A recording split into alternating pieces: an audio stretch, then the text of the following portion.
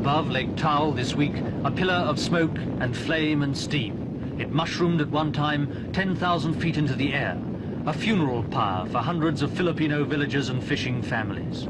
Most were trapped in their beds when the volcano boiled over after 54 years of smouldering serenity. Today, 9 days after the eruption, the exact death roll is still uncertain. First reports of up to 5,000 killed have been discounted, but officials say the final figure will certainly exceed 500.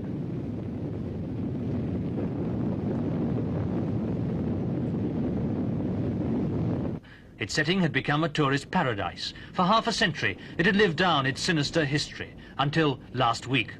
Taal Island now has become a desert, covered by some 9 inches of ash, thrown up by the volcano, still rumbling 3 days after its first major explosion. The eruption of the volcano came as a complete surprise.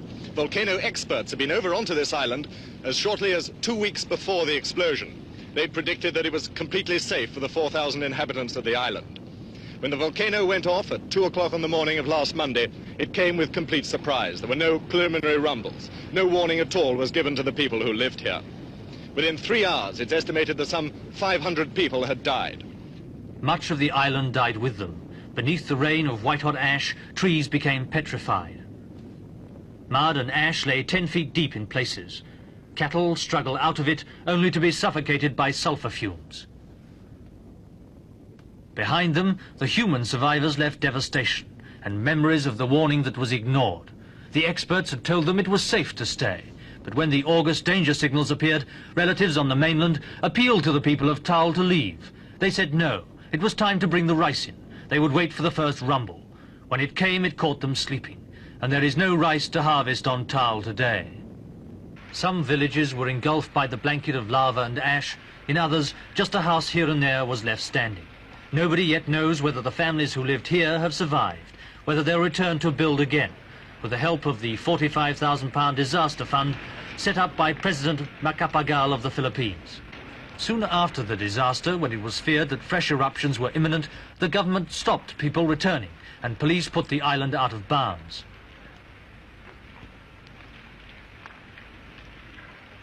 But some defied the order and the still smoking volcano, seeking to salvage what they could from their shattered homes. Among those who returned, Delfin Barrero. He's a fisherman, with a wife and 10 children to keep on £3.10 a week. His home is 1.5 miles from the crater, but he's reluctant to leave, even though there's devastation all around.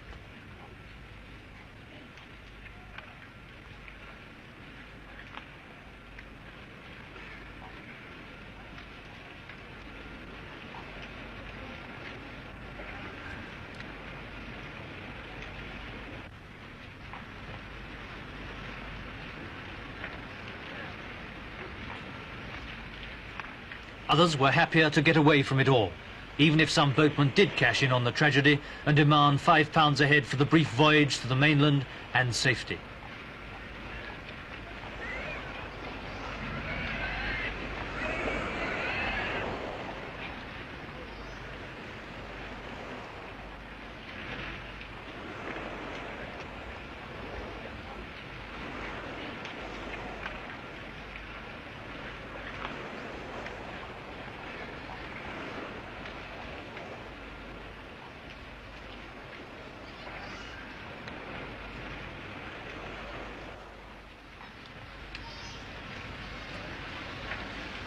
Red Cross and other emergency services went swiftly into action as the refugees gathered in schools and rest camps on the mainland.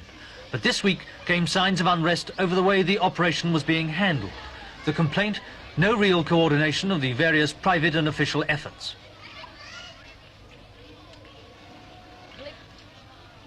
It's claimed that thousands not affected by the eruption are getting free supplies, while many deserving cases are getting nothing.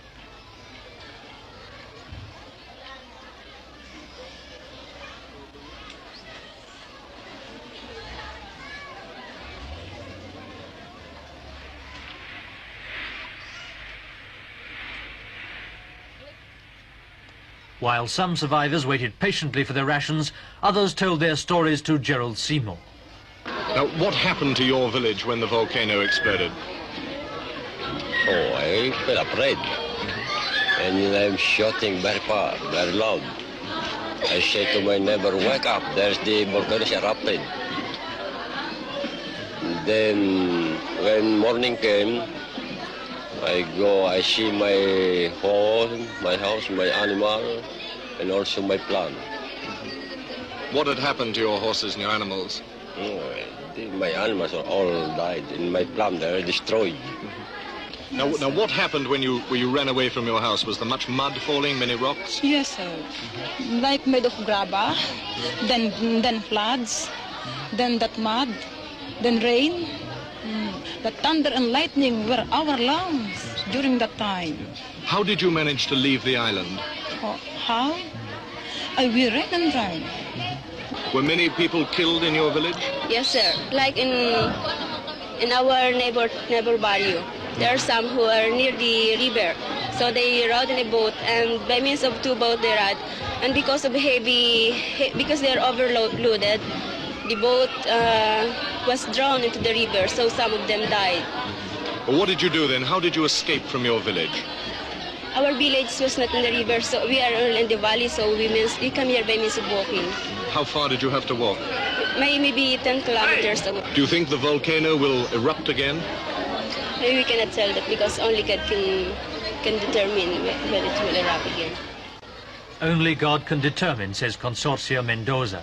And until Providence decides the next move in their broken lives, the refugees wait in the schoolhouse at Taal with troops on hand to keep order.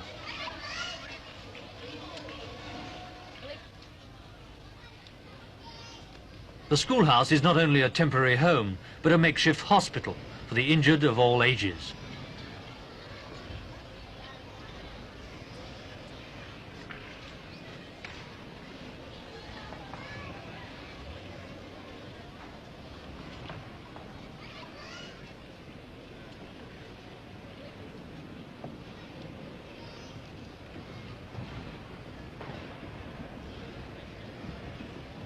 The children who were sleeping when Mount Taal exploded and were snatched to safety by their parents sleep on beside the lake. But these are the lucky ones. Many died in the frantic rush for the boats, and many more were injured. Dr. Garcia, what sort of injuries have you had to treat? Well, actually, most of them were burns incurred as a result of the throwing out of the hot lava emitting from the volcano. There were also injuries concomitant with the mud rush for safety. Those are the sorts of casualties that we have been treating. How does a volcano kill people? Well, in this particular case, I think the death was caused by suffocation. Of those who weren't suffocated, some have homes to go back to, others haven't. But one thing they have in common. They lived on a volcano, now they share the vacuum of life in a refugee camp. Because the Filipino volcano experts have proved unable to predict whether or not the Taal volcano will explode again, the authorities have taken the precaution of evacuating some 50,000 people from the shores of Lake Taal. These people at the moment are living in pretty grim conditions. Someday, however, they'll go back to the shores of Lake Taal. They'll go back to the island and again start cultivating the fields underneath the volcano, just as their grandfathers and grandmothers did 54 years ago after the first volcano on Taal Island erupted. It remains to be seen whether or not this latest volcano will exceed in death toll the performance of the one in 1911. On that occasion, 1,100 people died.